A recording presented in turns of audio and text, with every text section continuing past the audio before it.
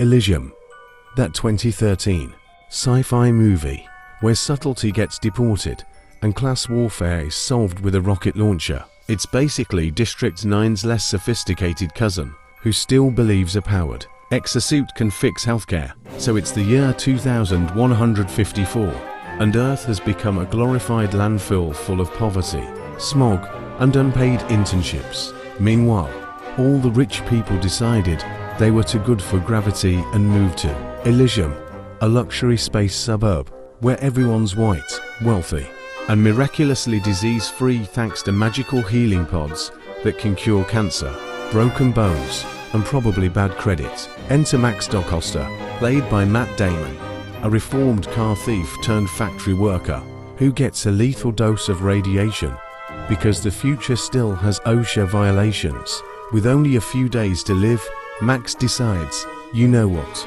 maybe space communism isn't such a bad idea. His plan: break into Elysium, heal himself, and maybe free humanity along the way. Because why just fix your terminal illness when you can also fix systemic inequality before dinner? He teams up with some gritty rebels, straps on an exosuit that looks like it was installed by drunk mechanics, and becomes Robo-Jesus with a chip in his head that can hack the space rich. Meanwhile, on Elysium, we've got Delacourt, played by Jodie Foster, who runs security like an HOA president with nukes. She wants to keep Earth's undesirables out, which is ironic, since the real parasites are sipping champagne in zero gravity. She sends her favorite murder goblin, Kruger, a deranged mercenary who's half soldier, half psychotic uncle at Thanksgiving, to stop Max. Cue explosions, screaming, and shaky camera fights that make you feel like you're watching Transformers through a blender. Eventually, Max makes it to Elysium, fights Kruger, uploads a code that turns everyone on Earth into citizens, and dies like a blue-collar messiah.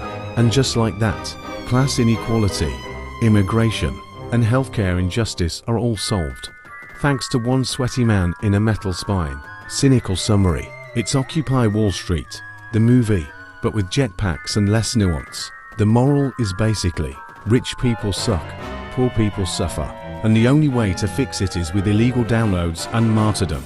The moral: money can't buy happiness, unless you live on a literal floating mansion that cures every disease. In short, Elysium is a 2-hour therapy session for capitalism guilt, complete with guns, grit, and glowing medbeds that would have ended the movie in 5 minutes if they were universal.